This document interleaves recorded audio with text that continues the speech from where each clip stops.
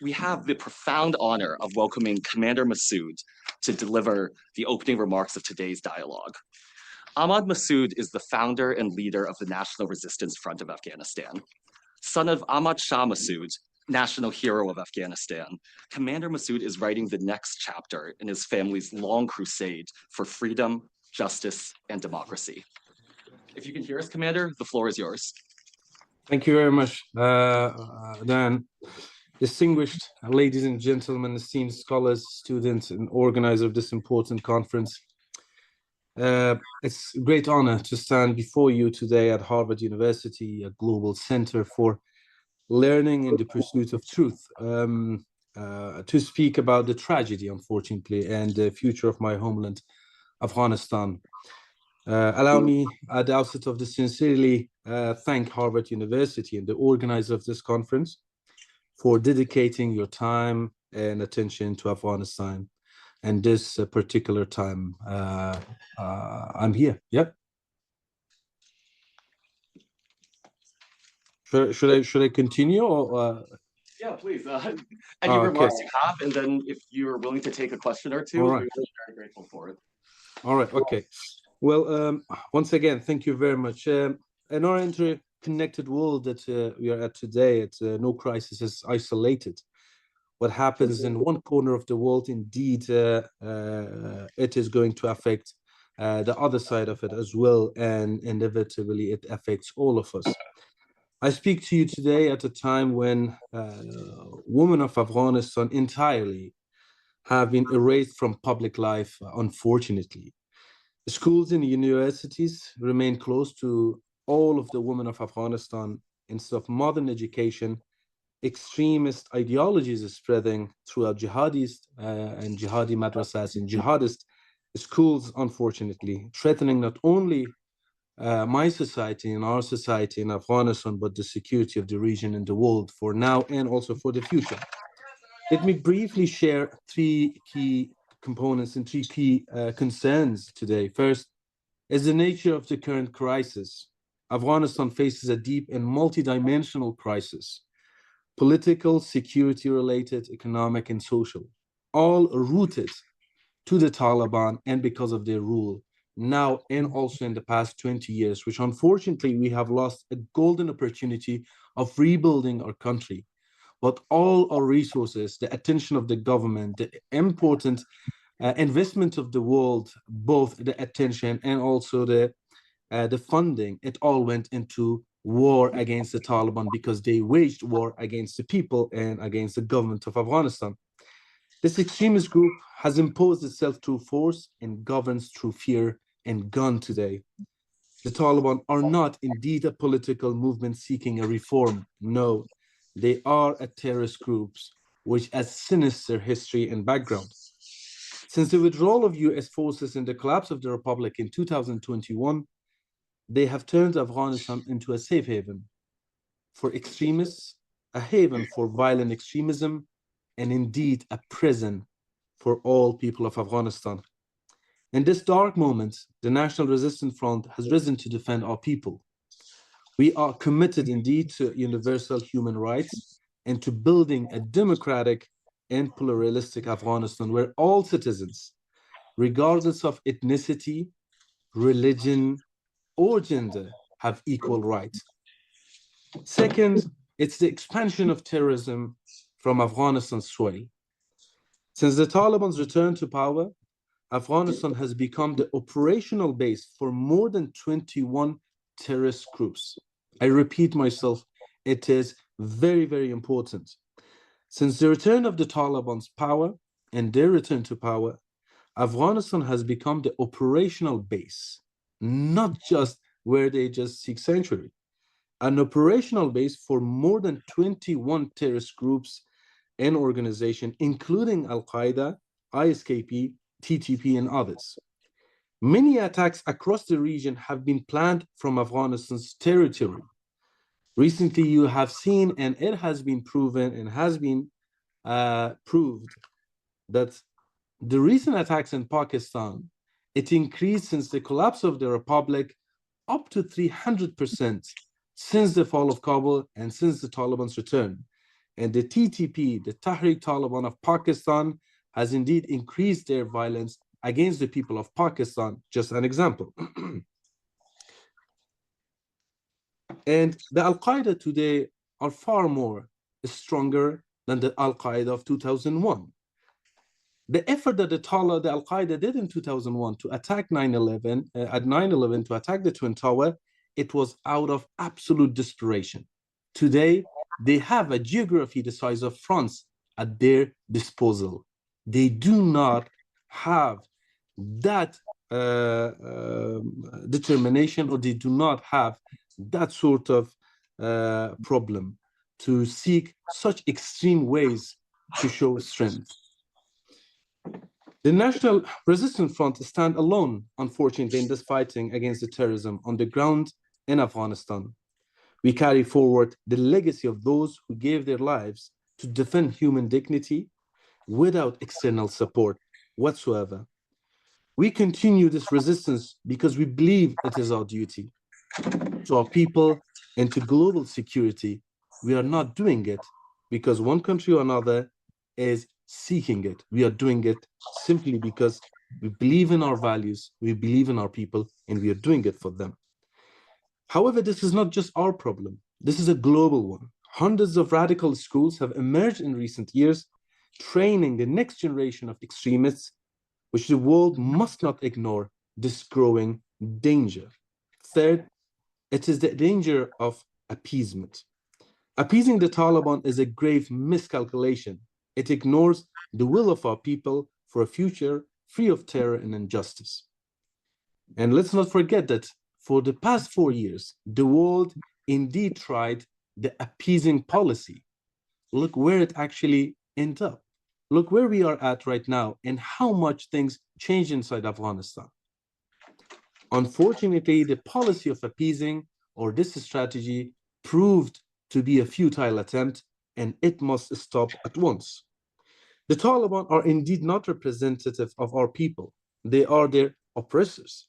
They have committed widespread human rights abuses, suppressed women, and carrying out ethnic cleansing in various regions of the country. Afghanistan is a nation made up entirely of ethnic minorities. No single group constitutes a majority. Only a pluralistic, democratic system grounded in citizenship can reflect the will of its people. We are in 21st century. We no longer can live in a system where a decree of a mullah or a scholar or someone that unfortunately no one in Afghanistan has seen or heard can rule. Only the rule of law and a constitution and a democratic government can be something that the people of Afghanistan can accept. We in National Resistance Front have always prioritized dialogue and peace, but the Taliban have refused any political solution. They have chosen war. They have chosen it in the past 20 years, and they have chosen it now.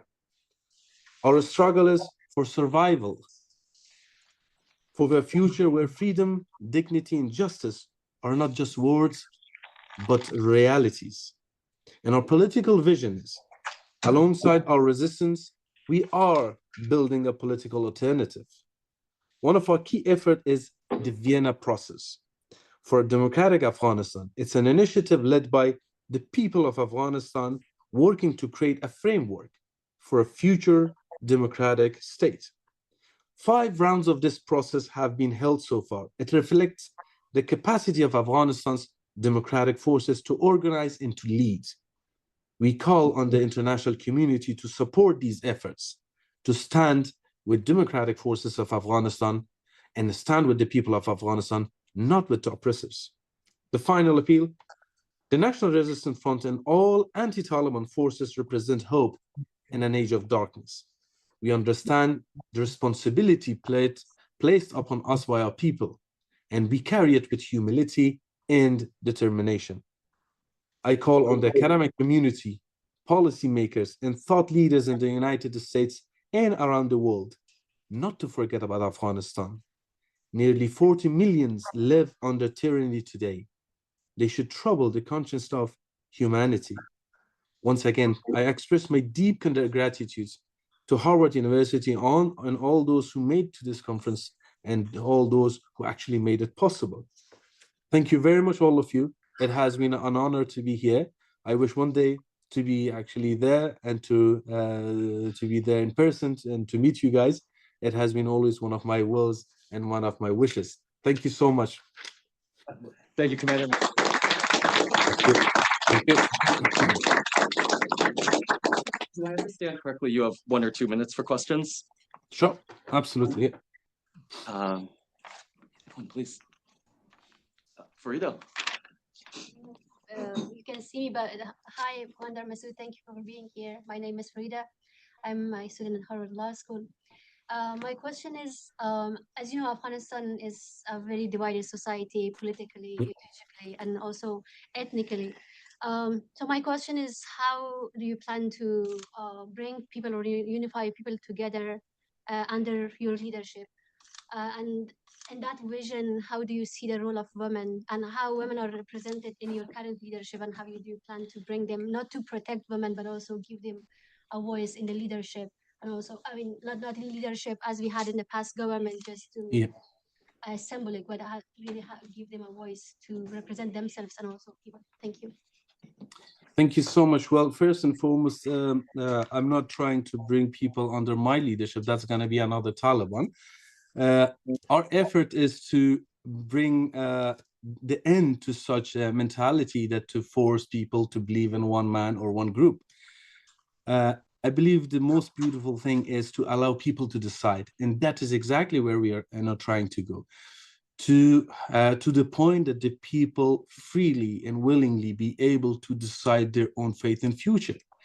And any man, any woman, and from any religion, either if it's a Sikh, if it's a Hindu, if it's a Muslim, or if it's a Hazara or Pashtun or Tajik, doesn't matter if it's a woman or man, to be able to go and candidate and try to be the next president and the leader of the country, and the people through a legitimate process called election to choose their own leader. And I hope and I wish, and it's one of my dreams actually, that one day I go and vote for a competent, amazing woman to be the next leader of Afghanistan. Perhaps it can be you, Farida. Yeah, indeed, indeed. One last question. It seems there's one here. Commander Massoud, thank you so much for coming here. I'm Reyes. I'm a first-year student at Harvard College studying economics and government. I'm from Diyar Maulana, Mazar Sharif, Balkh. Really great to have you here. My question is that how do you think the students from inside Afghanistan and abroad, college students, can advocate for democratic and freedom of Afghanistan? And how do you think Absolutely. it's possible? That's a great question. That's a great question. Well, it's two things. First and foremost, it's not to forget about Afghanistan and not to give up. Because let me just point it here that let's not forget at one point there was a time that because of geopolitical games and geopolitical situation, the South African government, the apartheid government, actually placed itself in a sort of a strategic situation that it was telling to the world, especially to the Western world, that I am the one who is preventing the expansion of communism. So that was the reason for especially Western countries not to basically try to overthrow it, not to try to compromise it. However, the moment that geopolitical game was over, that Cold War was over, and we saw how very quickly situation in South Africa changed. This is also the situation in Afghanistan have always been the center of these geopolitical games. We all know that the Taliban war was not the Taliban against the people of Afghanistan. It was indeed a geopolitical war, many regional power against the NATO presence in Afghanistan. Unfortunately, the people of Afghanistan have been always the victim of it first. So never to forget this fact and never to give up, never to be hopeless. The second thing is to be very vocal about it. What do we want for the future? You mentioned of Rumi, right? And Maulana is a great scholar. We belong to that sort of scholars. We belong to that ideology and that culture. we should not give in to that darkness of the Taliban, which does not represent us. And Maulana represents us, not Haybatullah. So we need to be very vocal about our culture, about our civilization, and also about our future. We deserve better than Taliban. We deserve better than this, right? And for this, we need to unite.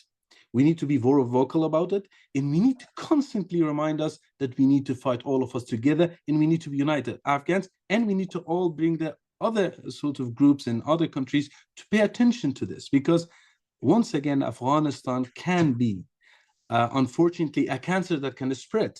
This extremism, it isn't like that. And you all know about Al-Shabaab, and you all know about the other terrorist groups which congratulated the Taliban and expanded their efforts to take over lands, because they were given hope by the Taliban takeover in Kabul, and it is indeed is going to affect the other countries. So therefore, you all can play a big role, and I hope that we all can work together as new generation to bring change to our country. And that change is coming. That change is coming by your hand and all the new generation. Thank you. Thank you, sir. Thank you all. Thank you very much. Thank you. Sorry remarks. We will make sure you get to Harvard someday soon. Hopefully. Thank you so much. Thank you. It was a pleasure. It was an honor. Thank you. Take care. Have a great day. Godspeed. Thank you. Thank you very much. Bye.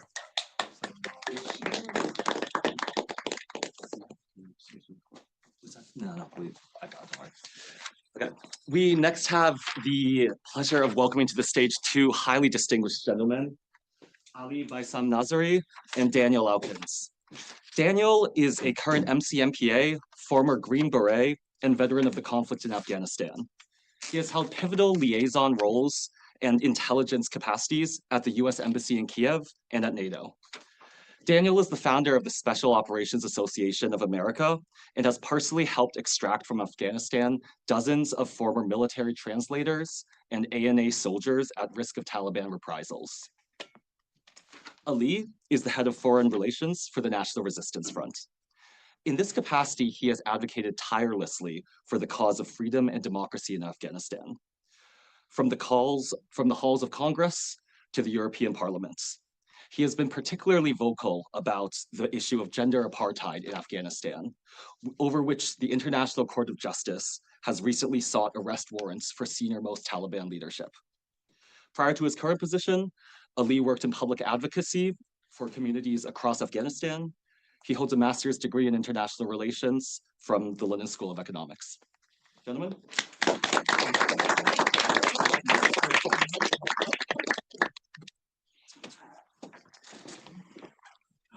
Well, my friend, it's good to see you again up here in Cambridge.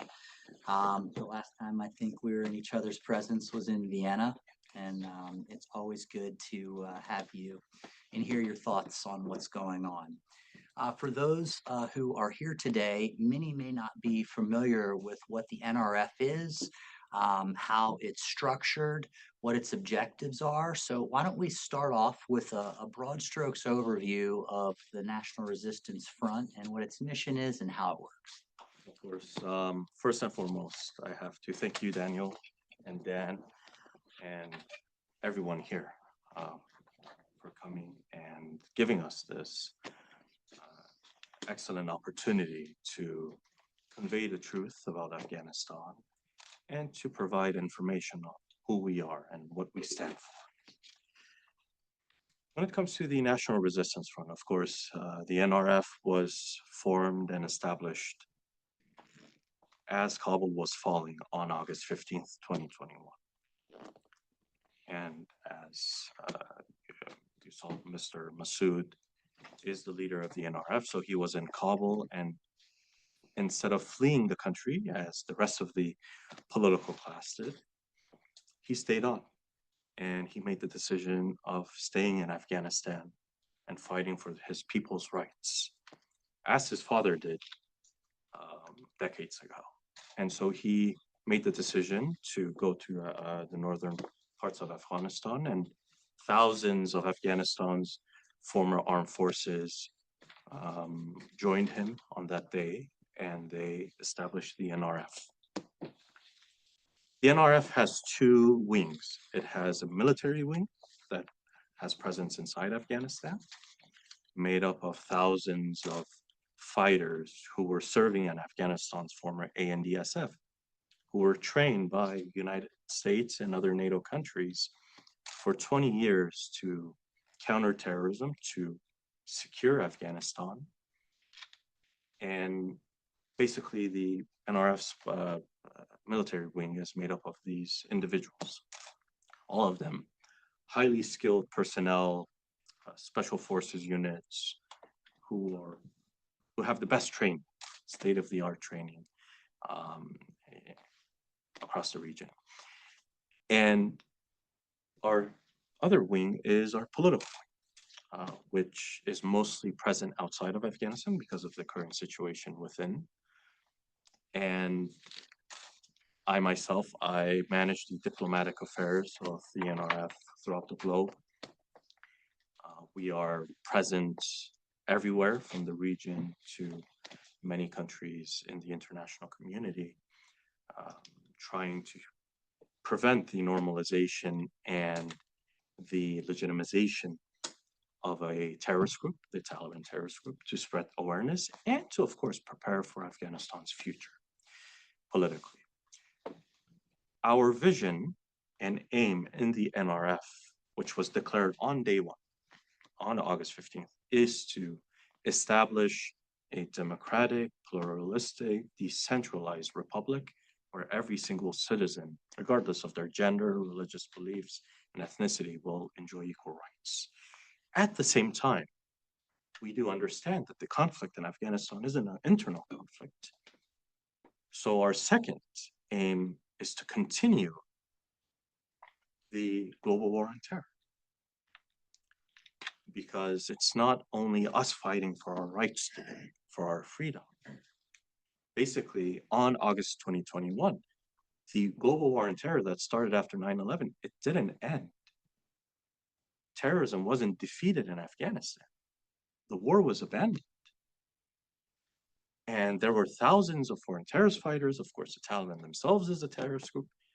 A whole country, as Commander Massoud mentioned, a whole country the size of France or the size of the state of Texas was handed over to terrorist groups, more than 21 regional and international terrorist groups that are operating there till now. And we provided the evidence and everything that on the front lines, there are foreign terrorist fighters and foreign terrorist groups fighting on behalf of the Taliban, which now, after years, has been verified by the United Nations Security Council and many other international bodies. Their latest report that came out in February of 2025 stated that Al-Qaeda, TTP, IMU, and these other terrorist groups are fighting on behalf of the Taliban against the NRF. So, of course, one of our aims is to continue the global war on terror. I want to get into that a little bit later, but one of the things I think might be interesting for many of the students here today is understanding the NRF's thoughts on democracy in Afghanistan, and what would it take to build a stable democracy and a prosperous Afghanistan that could be a reliable international partner. So, what is the NRF's vision for that, and maybe comment a little bit more on the Vienna process? Of course. I believe there's a misconception when it comes to democracy in Afghanistan, that democracy was imposed by the Western world after 2001, that the US went in for nation building, and that the people of Afghanistan rejected democracy because it was foreign to them. This misconception is, I hear it all over the place, wherever I travel to. This is one thing that I hear is, well, of course, we saw this coming, but that is false. Because the United States or other countries within the coalition, they did not enter Afghanistan to impose democracy or to pursue nation building when Operation Enduring Freedom was announced in October of 2001. President Bush didn't even mention once that we're going into Afghanistan for democracy during his speech in the Oval Office. But this was an ask from the people of Afghanistan to the international community after 9/11 that if you are coming to defeat terrorism, well, our aim and objective for decades, for more than a century, has been to establish a democratic government. And democratization, or the pursuit for democracy in Afghanistan, goes back to the early 20th century, the first decade of the 20th century, where the constitutionalist movement came into being and was the largest political movement inside the country for decades. It was a reaction to colonialism, to imperialism, the Russian Empire in the north and the British Empire in the eastern and southern parts of Afghanistan's border. That this pursuit for democracy and democratization in Afghanistan was actually a reaction to many of these imperialist powers back then, just how we saw it in the United States, especially in this part of the country, where they rose up to colonialism in the 18th century in the name of democracy and a republic. We see a parallel in Afghanistan starting from the early 20th century. And throughout the 20th century, there has been an effort, an attempt to democratize Afghanistan. For example, two examples. In 1929, we see the first democratic institutions. From 1919 to 1929 is when Afghanistan first started opening up to the world. We saw modernization, we saw democratization. And the most important era was in the 1960s, called the Decade of Democracy in Afghanistan. And it was ended because the Soviet Union supported the communists, and we had two coups d'etats that ended that era of democracy. So the people of Afghanistan have always embraced democracy. And from 2001 to 2021, the people of Afghanistan never rejected it. We never saw a mass uprising against the democratic government. The Taliban were unable to even mobilize a single village to rise up against the Democratic Republic. And today we see that the people of Afghanistan are rejecting this radical extremist doctrine that the Taliban were proposing. Just last year, the United Nations conducted a survey. It only showed 2 to 3% of Afghanistan's people had favorable thoughts about the Taliban. But throughout the period of 2001 to 2021, every survey that was taken, showed the vast majority of Afghanistan's people were content with democracy. However, the democratic order inside Afghanistan wasn't ideal. Not that the people of Afghanistan were against democracy, but the political system that was adopted after the 2004 constitution was what created problems for democratization. It was a highly centralized unitary presidential system that caused impediments for democracy, especially after the 2014 election and when President Ghani came to power and he started concentrating power in Kabul and in the presidential palace. We saw that government institutions started weakening and basically marginalized the provincial governments and the local governments. And for this reason, for more than a decade, we were advocating for constitutional reform, that democracy has to be saved in Afghanistan. And one way is to decentralize power and to adopt a political system that is based on the realities of Afghanistan, that can create the conditions where every single citizen of Afghanistan considers themselves part of decision-making and policy-making. It wasn't that the people rejected, it was just that policymakers in Kabul and their supporters and sponsors outside, they considered the political system as being the best for democracy, which wasn't true. I think this delineation is really important, right? The idea or the notion that Afghanistan rejects democracy when it has a long history of democracy is something that I've thought a great deal about, and how structural limitations with how it was set up with the Constitution and 04 and so on was not necessarily a failure. It was just not set up correctly. So moving forward, we've had 3.5 years of Taliban rule. So I think the commander talked some of the changes that have happened. But are we on a path towards consolidation of power? currently within the international framework and recognizing the Taliban as a legitimate government? Or do you think we're headed for internal a collision and a greater vacuum of power? I wouldn't say consolidation. The course that the international community, especially the US administration, has been for the past 3.5 years is a course of confusion Elaborate on that. and not having clear aims when it comes to Afghanistan. For example, from day one, right after August, even before that, from January of 2021, to go back a bit, at least from the beginning of President Biden's administration, right after President Biden became president, when his inauguration happened, I started making trips from Kabul to Washington, D.C., to at least bring awareness that the Doha deal has failed and this new administration has a chance, an opportunity to reverse that course and to prevent Afghanistan's collapse. Do you mind speaking a bit louder? Oh, yeah, of course. And so they have a chance to reverse the course that Afghanistan was on.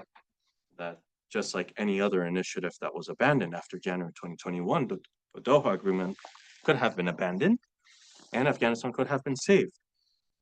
But I saw confusion, of course. I saw that there is no strategic thinking when I brought up the importance of Afghanistan when it came to great power competition.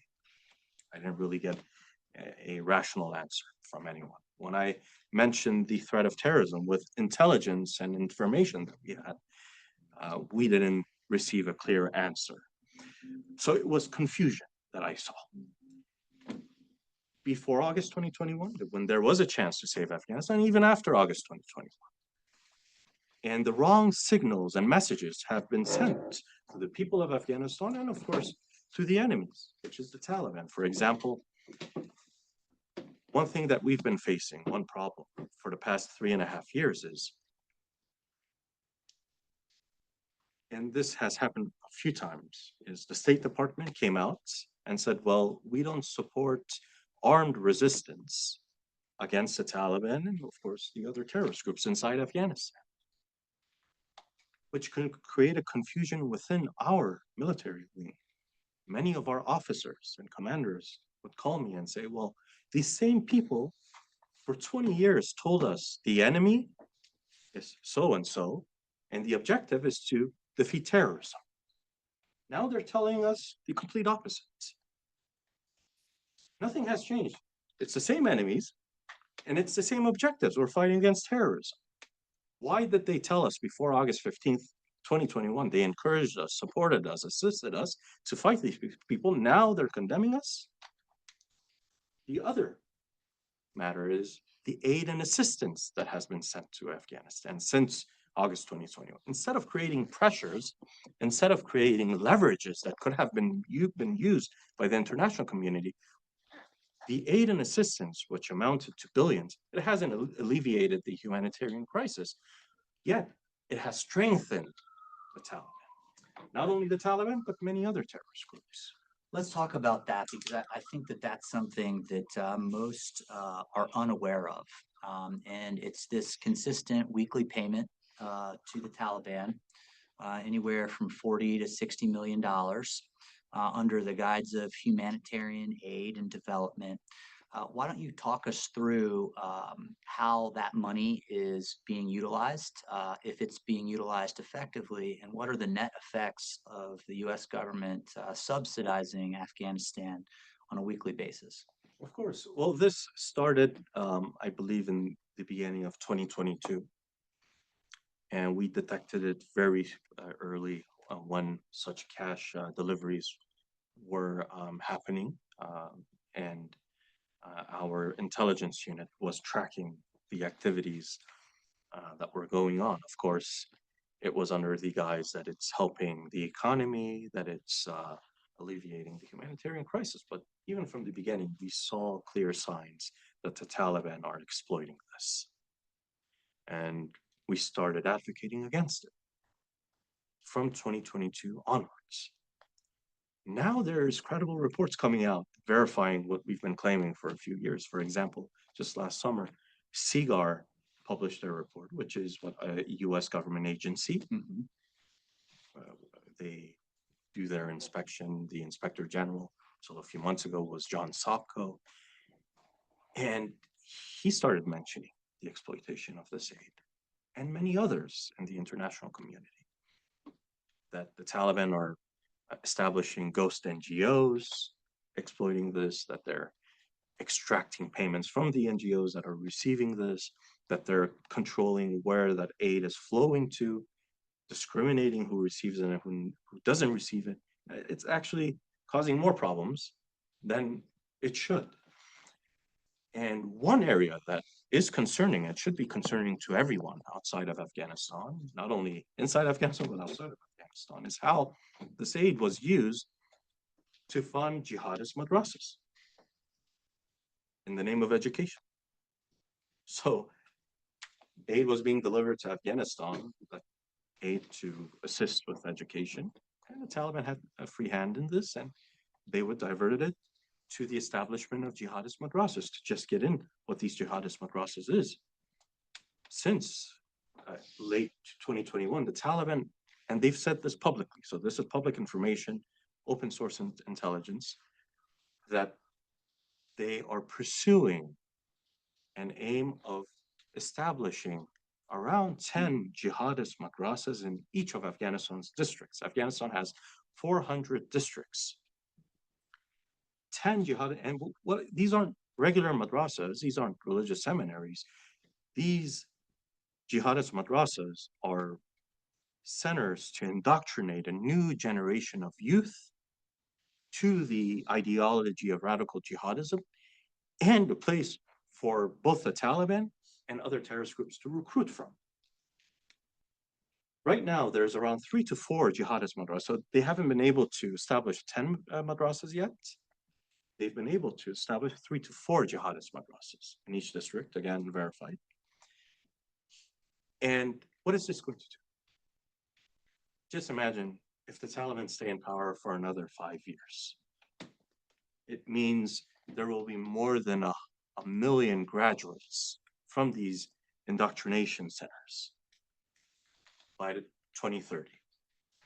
The Taliban won't be able to recruit all of these radicals. You'll have international terrorist groups, regional terrorist groups go in and start recruiting from this group of people. And it's interesting where the US aid was going towards the establishment of these jihadist madrasas, and the CIGAR report that came out in summer of 2024 verified this. So, I mean, that's a very grim outlook. So what are the global consequences that you see from a US-led containment strategy and continuing to support Afghanistan under a humanitarian banner? What are the global consequences of these madrasas in the next 5 to 10 years? Well, I believe there's a short window of opportunity to do anything in Afghanistan. Because in 5 years from now, the situation is going to be much worse. And we'll face a scenario that we haven't faced anywhere on the planet. Afghanistan lacks a legitimate government. It's basically a terrorist criminal organization controlling the whole country, allowing other criminal organization terrorist groups to come in. And there's not only radical jihadist groups, you have cartels now coming inside Afghanistan from South America, Central America. To just give you an example, last summer, the United Nations Security Council verified this through their report, that a shipment of American arms left behind in Afghanistan was confiscated outside of South America.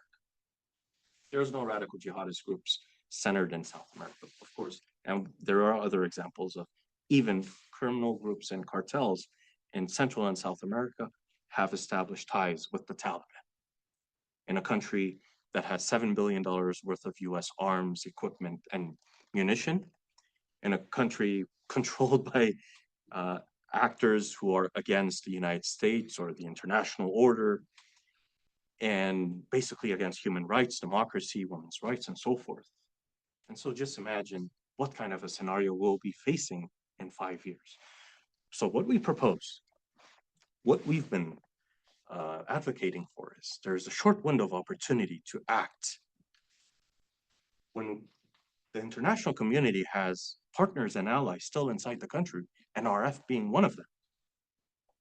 The largest group, the group who is actively fighting against all of these groups, that is threatening global security, that is threatening humanity, we shouldn't be ignored, as we've been ignored in the past 3.5 years.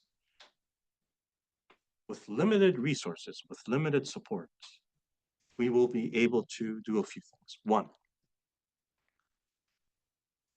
prevent the escalation of this problem, allow us to start liberating parts of Afghanistan, to at least create a safe zone and a free zone as a first phase of Afghanistan's liberation. A free zone or a safe zone, whatever, humanitarian corridor, whatever name we want to put on it, can do a few things. One is manage the humanitarian crisis. A legitimate government, a democratic government in part of Afghanistan can manage this, can deliver aid to the rest of the country. Two is Afghanistan can have a legitimate government in the future.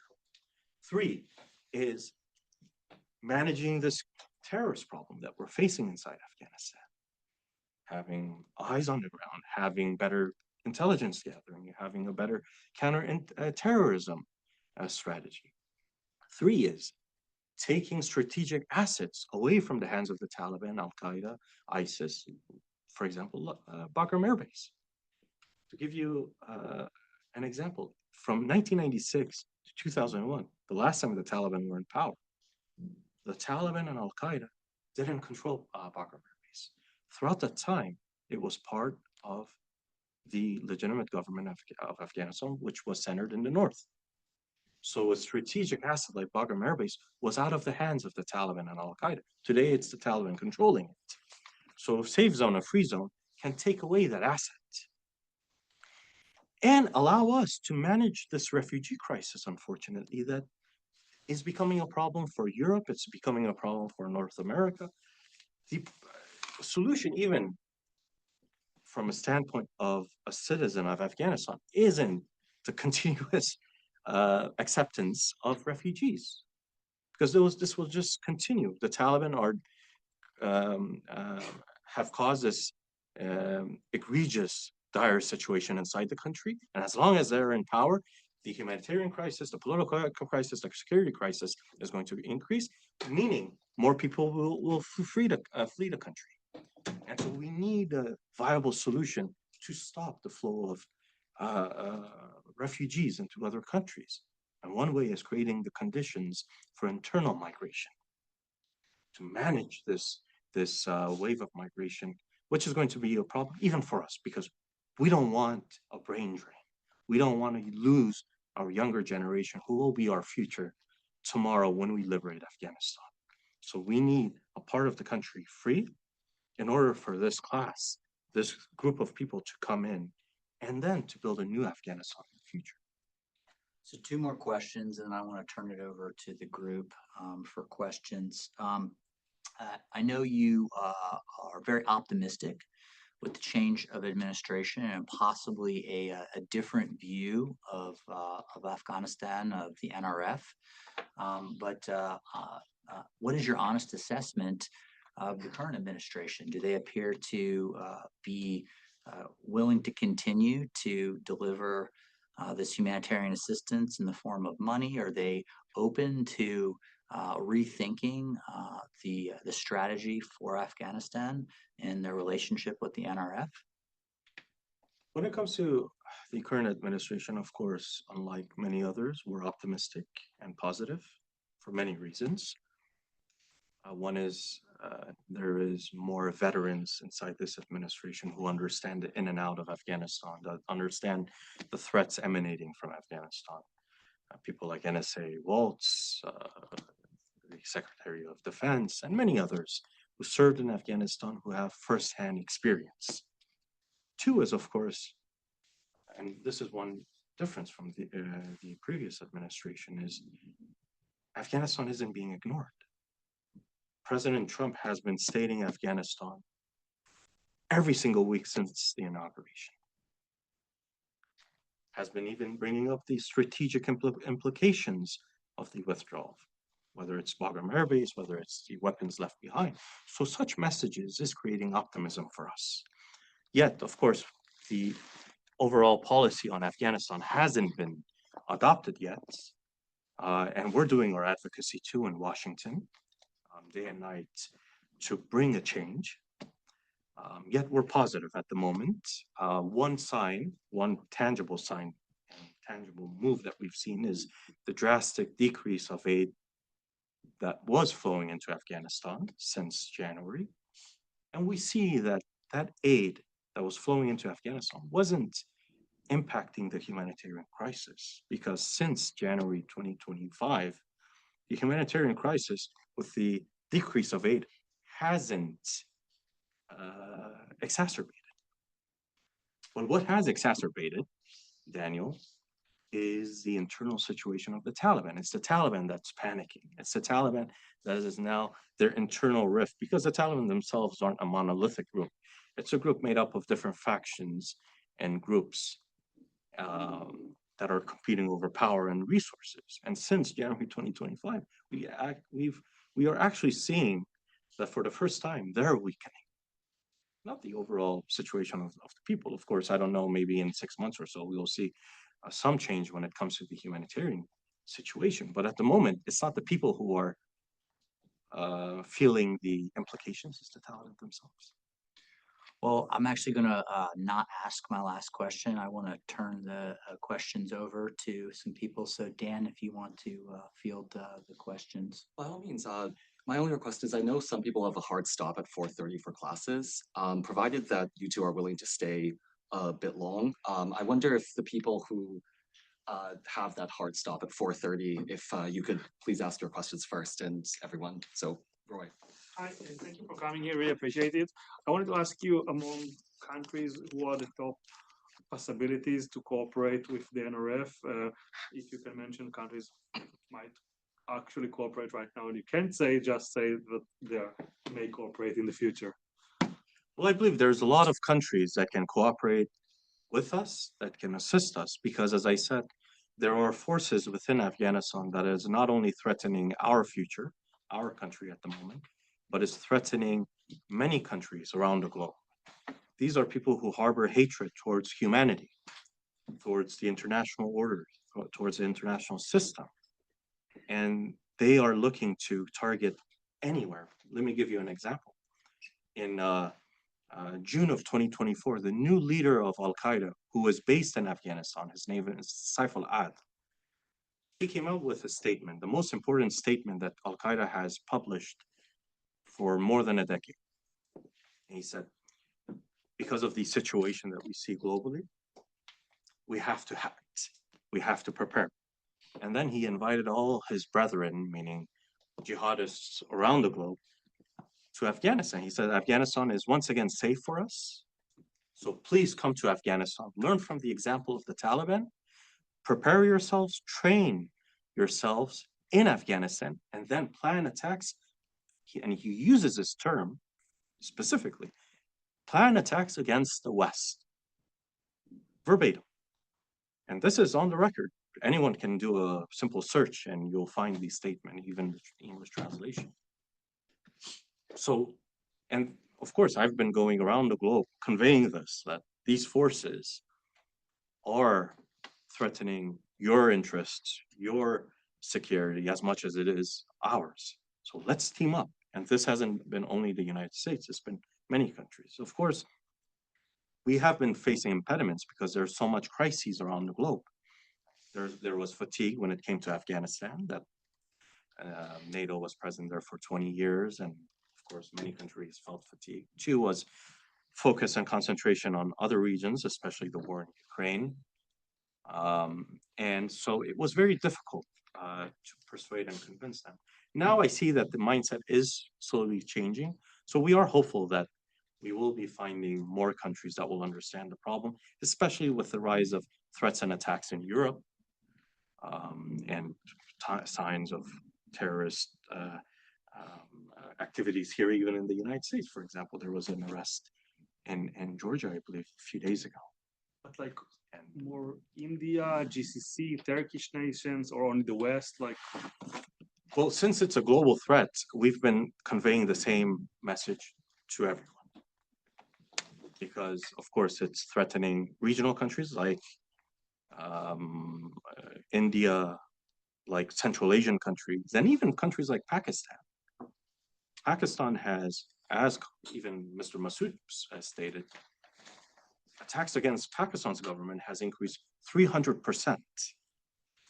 And even Pakistanis who were harboring the Taliban for 20 years are coming out and saying the Taliban is a threat. We should take them seriously. And they're actually now opposing the Taliban, ironically. So if a country like Pakistan considers them a threat, that harbored their leadership and gave them a haven for 20 years, then everyone else should be feeling something at least. So of course, we've been reaching out to everyone, conveying the same message. But as I said, there are different reasons why our call to action hasn't been taken seriously, but we hope that we will be seeing some change in the months to come or years to come. Thank you. The hard stop at 4:30. Floor is open. Please. Being here, I just want to go down that path a little bit further. Just wondering what your views are on like China and Europe's role in this, and particularly nowadays, there's a changing dynamic between the United States and China and Europe. So a lot of people can make an argument that like, you know, it's the time for Europe to shine or for China to shine in foreign relations, in leading the, you know, the charge on things that are conventionally viewed as more American-led. So just wondering, you know, what your thoughts are on that. Well, when it comes to China, of course, this is something that I was mentioning even before August of 2021 is we knew that China wanted to find an opportunity to elevate its status and position within Afghanistan. It was, of course, supporting some segments and factions within the Taliban before that. And since August 2021, they have been very vocal in their support for the Taliban. They've increased their presence inside Afghanistan. They've been signing one contract over another to monopolize Afghanistan's natural resources. So signing contracts to receive rights when it comes to Afghanistan's oil fields, gas fields, rare earth metals throughout the country, and other types of minerals that exist inside Afghanistan. So they see economic interest, political interest, and of course it's Afghanistan, since it shares a border with China and shares a border with the Middle East. It's the easiest path for China to connect itself with the greater Middle East and then to exert power and influence in the greater Middle East and potentially challenge US influence in that region. And this is something that I was even mentioning before August 2021, that Bagram Air Base was an asset. And it could have at least created a balance when it came to great power competition. Yet we saw the contrary, that there wasn't this type of thinking in Washington, D.C. And now many are realizing the mistake that was made. When it comes to Europe, of course, Europe has its concerns when it comes to Afghanistan because of the flow of migrants and refugees, because of the threat of terrorism, and basically the humanitarian crisis. And of course, many countries prioritize the human rights and women's rights issues that exist inside Afghanistan. So they are thinking of Afghanistan now. I've been traveling throughout Europe. I've met many European heads of state, heads of government, discussed this with them, and we're constantly in touch with them. But the problem when it came to Europe and Afghanistan was right after the disastrous withdrawal in Afghanistan, another war started, which was the war in Ukraine. So they had to divert all resources and attention towards their own war, which was happening inside Europe. So the interests differ between the different continents and regions and countries. And little by little, if this continues, it is going to create the situation where a geopolitical game will intensify in Afghanistan for different purposes. And so we believe there is still a time and an opportunity to prevent that geopolitical game from intensifying and creating another phase of an unending war, which no one wants at the moment, especially, I believe, the international community doesn't want. Other questions? Farida. My name is Michael. I'm German. I'm an MBA here, and I have a more critical question. So some of my friends were soldiers in Afghanistan, and of course, our news talked a lot about the very, very failed retreat. And I was just wondering, it's one of the most expensive wars that probably the US and Europe have ever fought since the Second World War. And the moment we decided not to put all our energy into it anymore, it crumbled within seconds, faster than anyone expected. So what will happen if there will ever be a change in Afghanistan in the future? It seems like, especially now looking at Ukraine, everyone, like, we had almost had like the mirroring image in Ukraine. Everyone expected within like 3 days this country is gone. They're still fighting. They hold the border, or they hold the front line. They're fighting teeth and nails and killing every Russian that's not careful enough. But in Afghanistan, we stayed there for years and we put everything in. We gave you weapons, we gave you money, we gave you manpower, and our people died there. And then within days, everything crumbled and fell apart. Why is that? You may have a different opinion, but I want to comment on the question as well. When it comes to this question, of course, I actually addressed this in an interview that I had before coming here. It's not that simple why it collapsed all of a sudden and why the government armed forces of Afghanistan collapsed. We have to go back to 2001, and there were many decisions made from the beginning that created problems inside Afghanistan, and we see the same is being seen in Ukraine. One was, of course, as I've said in the beginning, democracy came to Afghanistan. It was established, but the political system wasn't compatible with democracy. A highly centralized unitary presidential system created corruption, pervasive corruption. So created a very corrupt elite in Kabul, but marginalized the whole country for 20 years. Instead of distributing power to everywhere and allowing the people to decide from the local level up to the central level of governance. And two is, when it comes to, and of course that itself is a whole discussion on how it weakened institutions, and we actually wrote an op-ed on this in April of 2020, a year and a half before the collapse happened, in the New York Times, explaining all of this. Two is why the armed forces of Afghanistan collapsed. Look, NATO wasn't at war from 2013 up to 2021 in Afghanistan. Combat mission ended in 2013. From 2013 to 2021, it was Afghanistan's armed forces who were continuing the fight, and they bravely fought against the Taliban and other terrorists. Afghanistan's armed forces lost 90,000 personnel in this era. So it's not that they didn't have the will and motivation. But after January of 2021, what happened, why it caused a certain shock and collapse, is when President Biden came and announced that we're completely withdrawing from the country without any conditions on April 2021. That by 9/11, and this is something that he didn't even consult with his allies. In April of 2021, we were in France and we had a meeting with President Emmanuel Macron. And President Macron himself said that the American administration hasn't consulted with us. So the Europeans were even surprised that such a decision is being made. And the sudden announcement of the withdrawal, it created shock inside and outside of Afghanistan. The first people to leave the country were the contractors.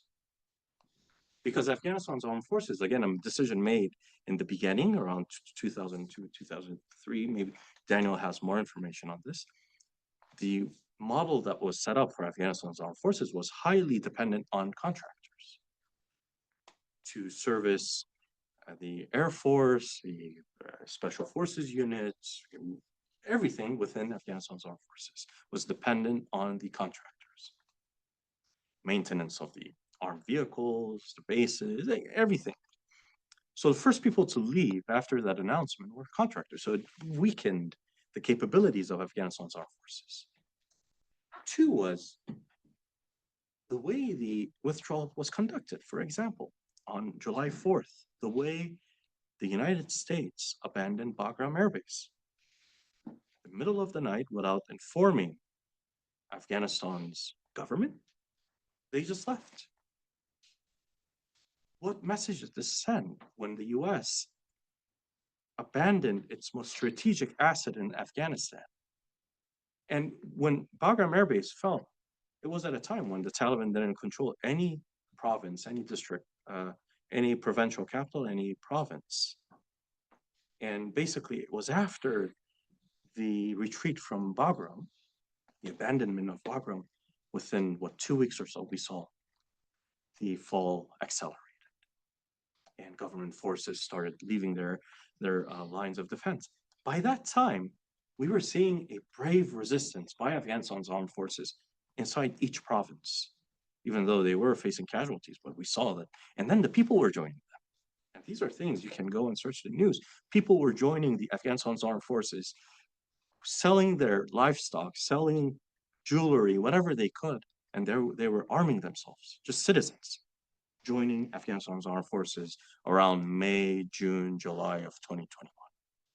But as soon as they saw that the international community is sending these messages, especially the US with the way the withdrawal was happening, it was detrimental towards their morale. And again, to mention, on August 15th, 2021, thousands of these forces, they still continue to fight, and they're still continuing to fight empty-handed. So it's not that everyone lost the will to fight, the motivation to fight. When it comes to the future, of course, we don't want to repeat the last 20 years. And we've written a lot about this. We've published a book on this, and we have articles about this. So, and I was part of the political opposition before 2021, asking for constitutional reform, asking for a better political system, because we wanted reform even back then to sustain the young democracy. So it is going to be different. We don't want unconditional assistance and aid. We want economic development. Afghanistan is a rich country. It has more than $3 trillion worth of natural resources, especially these minerals and metals that are needed today in the age of technology. We have an educated youth. Afghanistan is actually a country made up of 40 million, and 80% of that 40 million is under the age of 35. So a young population, so much potential. So of course, our vision is different than what was being implemented in the past 2 years. Hopefully we'll be able to achieve it. But when it comes to the collapse, of course, we believe it's much more complex and so much, and we're not only blaming one side, there's a lot of people to be blamed, of course. But Danny, you wanted to add something too? Yeah, I think there's a long form lecture that could be had on the intricacies of that. I think some really good books that highlight the American onus that contributed to that, the Afghan Papers. I highly suggest reading that. It really articulates a chronological time frame of decisions that were made across the instruments of national power that did not fit into any sort of grand strategy and or vision for the country, and it was being very, very reactive.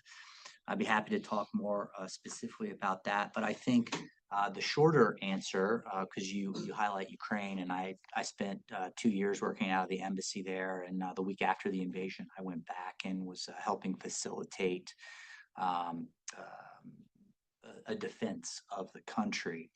I think you have to understand galvanized identity. And the easiest analogy, it's not perfect, but I think when you look at the Native American population, Native Americans aren't a monolith. There are many different cultures based on a tribe, different tribal rituals and rules. But they had their own system of government, and the tribes were able to actually convene and have governance across tribal disputes. And I think that's very similar, right? If you put all of the Native Americans under one geographical location and said, this is the government that you're going to have, and that was developed by Western countries, there's a high probability that that system wouldn't organically be able to stand on its own. You don't see that type of structural issues or limitations is a better word in Ukraine. So I don't really think that they're apples to apples comparison, although it's very easy to draw similarities between the two.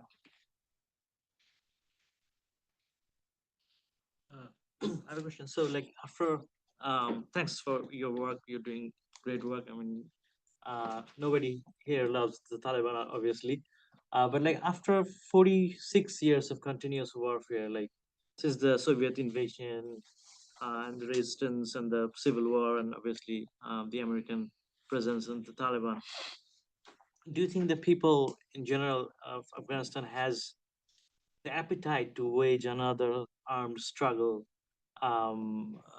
for their freedom, like right now? Do they have the appetite, or they're just sort of like hunkering down and like just trying to live their day-to-day lives, whatever the outcome may be from the Taliban government? Well, what we see today shows that the people of Afghanistan are fed up with the current situation. Just imagine a country where 50% of its population is completely erased from public life, women, stripped from their basic rights as human beings. The latest decrees that came out late last year banned women from speaking to one another. Women outside of their household, of course. This is unimaginable. This is 50% of the country. Of course, the oppression and persecution of the Taliban. Right now, there's thousands of youth in prisons. These are political prisoners. They're just rounding up youth that the Taliban perceive as threats and just throwing them in prison. And there's two ways of seeing why they're fed up. And this current situation is intolerable and they want change. One is the number of people that is leaving Afghanistan. There are millions of Afghanistan's people who have left the country since 2021. And this is continuing. Who wants to live in this current situation? So they're acquiring a passport or even illegally leaving the country. Two is the NRF, for the past 3.5 years, we haven't received any external support or assistance. So, but at the same time, we've been able to expand. We started from one province in the Northeast. Today, we're present in at least 20 provinces out of 34 provinces, meaning the majority of the country.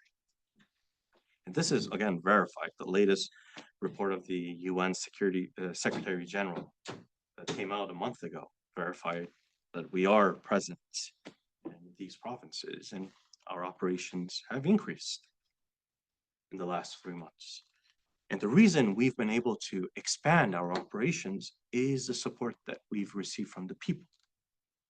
It's the people of Afghanistan who invite us, who tell us, come and activate yourselves here. We will provide whatever you need. But we're fed up.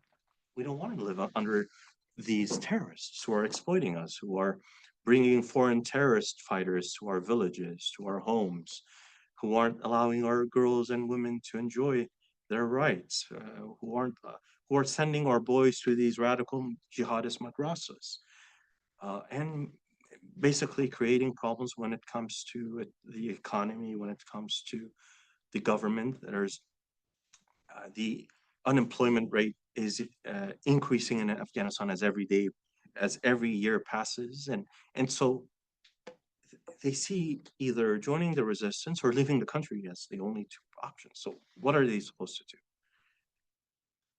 So we see a different mentality within the population. And so it's different outside. As I said, there was a feeling of fatigue. There was a feeling that, of course, Afghanistan isn't a priority. But for the people of Afghanistan, they are determined to bring change. No one wants to live under an oppressive, tyrannical terrorist group forever.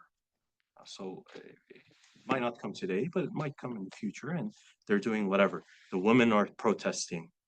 The civil resistance of the women is increasing. There's an underground network of women who are mobilizing themselves.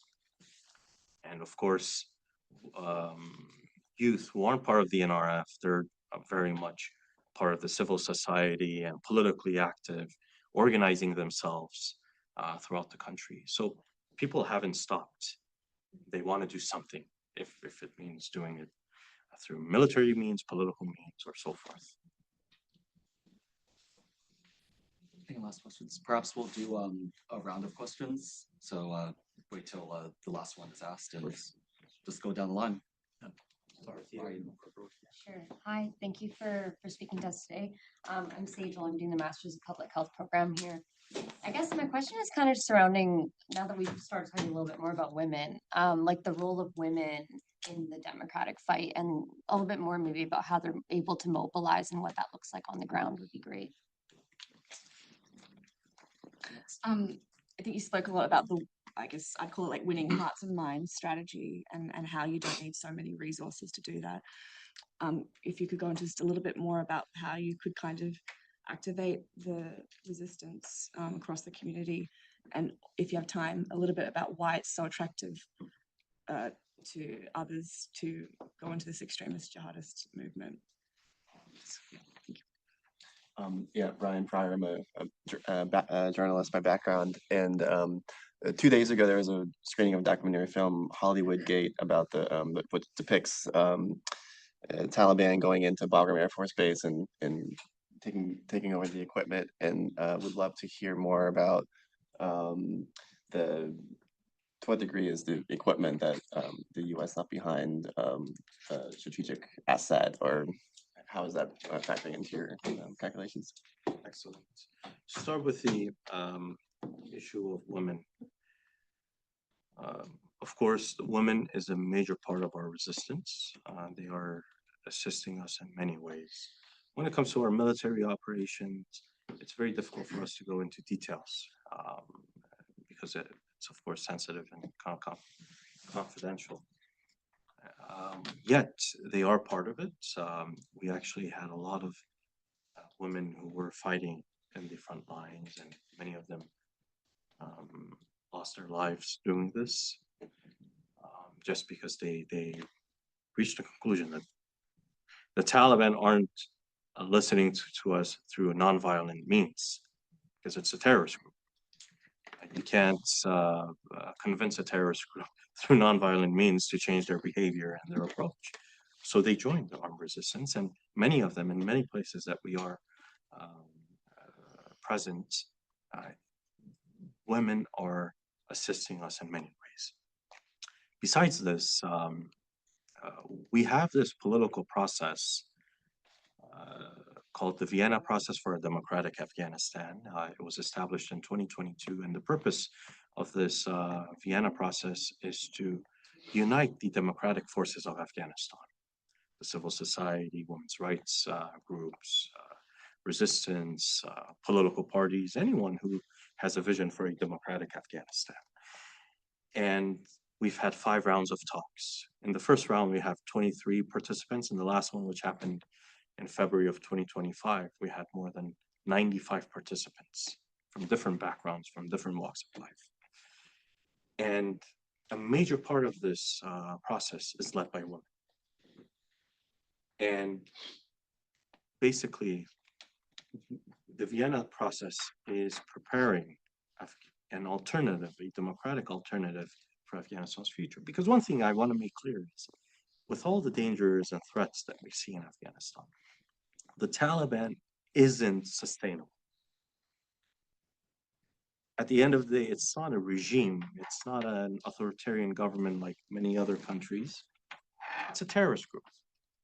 And for the past 3.5 years, they haven't shown any discipline. They haven't shown any signs that they're statesmen or they have skills in statecraft and so forth. And they're already weakening because they're just a bunch of uneducated mullahs, extremists, terrorists, trying to exploit the situation. For this reason, the country is divided. You basically have two capitals inside the country, Kabul and Kandahar, that's competing against one another. So Afghanistan is on a course of experiencing an implosion. One day we wake up, like many other places around the Middle East, around the globe, we'll see this conflict reignite. But it's the post-Taliban era that we're worried about. It can be both an opportunity and a challenge.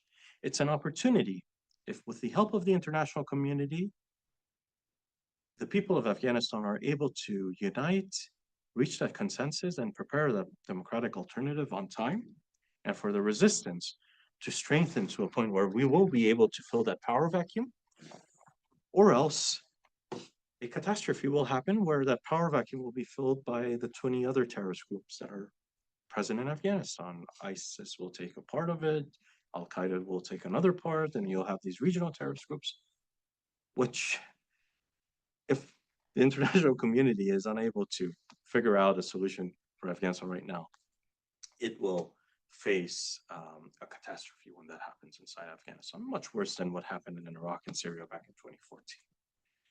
So we are pursuing all of these efforts in order to prevent that catastrophe, and women are a major part of that.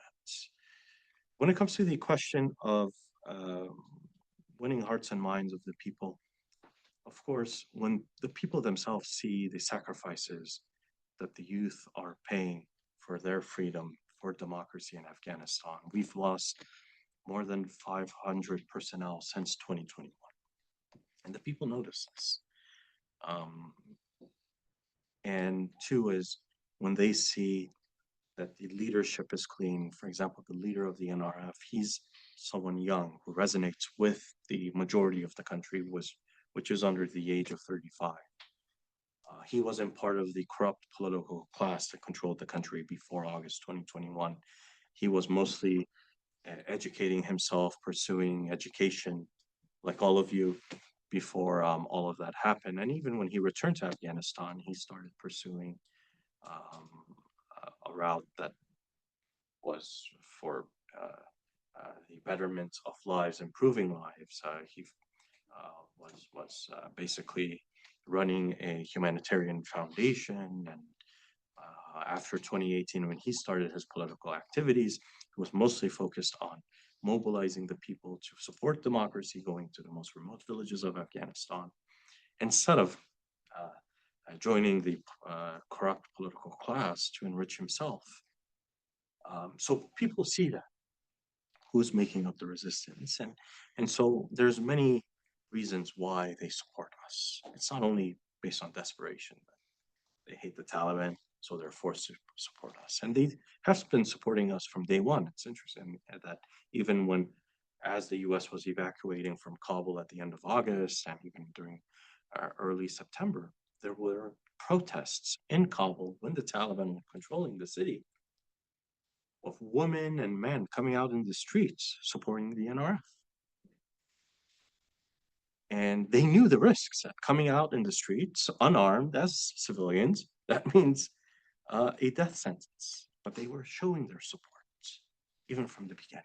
Now it's much more because they've experienced more oppression and the consequences of the takeover of the Taliban. I forgot your question. Yeah, the U.S. equipment, and does that give the Taliban an advantage? Yes, because there's $7 billion worth of arms equipment left behind. They're armed to the teeth. They are using this for themselves. They're providing other terrorist groups equipment and weapons. For example, the TTP that's operating inside Pakistan, that's trying to destabilize Pakistan. There's evidence, there's videos and photos that have surfaced on the internet showing the TTP with American weapons left behind in Afghanistan. The same with Central Asian terrorist groups that are infiltrating Tajikistan. They are going inside Tajikistan with American weapons left behind. The same in the black market. There's an open black market of arms in Afghanistan. That's not only benefiting terrorists around the region, but as I mentioned in the beginning, it's benefiting even criminal organizations beyond the Muslim world. As I mentioned, there was a shipment of American arms left behind in Afghanistan, destined to Central and South America, that was confiscated just outside of, I believe, Colombia or Venezuela. And this information was verified by the United Nations Security Council. So these arms are even benefiting these other criminal organizations, and perhaps they're using it either to destabilize Central and South America or to smuggle them into the United States. But that has given the Taliban a strategic advantage, because if they don't have those weapons, how are they going to fight the people? How are they going to fight the resistance? Were they, without the weapons, how were they able to take over the country? So that is a problem. And we have been raising this issue time after time in Washington. Now we see that there is a discussion on this, and more people are interested in addressing the problem of these weapon systems and equipment left behind in Afghanistan, and preventing them from falling into the wrong hands, which of course they have fallen into the wrong hands, but preventing further exploitation of them. Any closing words? Once again, I have to thank all of you for coming here today. It was truly an honor being here at Harvard University and amongst all of you today. All of you are the future of human society and humanity, and having a few minutes with all of you was truly a privilege. I have to thank Dan and Daniel for organizing this event and hosting it. I hope I was able to provide information about the subject matter and bring the right awareness that can basically not only help the people of Afghanistan, create the awareness in order for people beyond Afghanistan to understand this problem and to basically convey our thoughts and our message wherever. As I said, this conflict doesn't only impact the lives of Afghanistan citizens, it's a conflict that will impact the lives of every other human being outside of Afghanistan. We've seen the consequences before, which was 9/11 and many other terrorist attacks that happened globally. If action isn't taken, of course, we might face the same consequences in the future. But once again, thank you all for coming, and I wish you all the best of luck.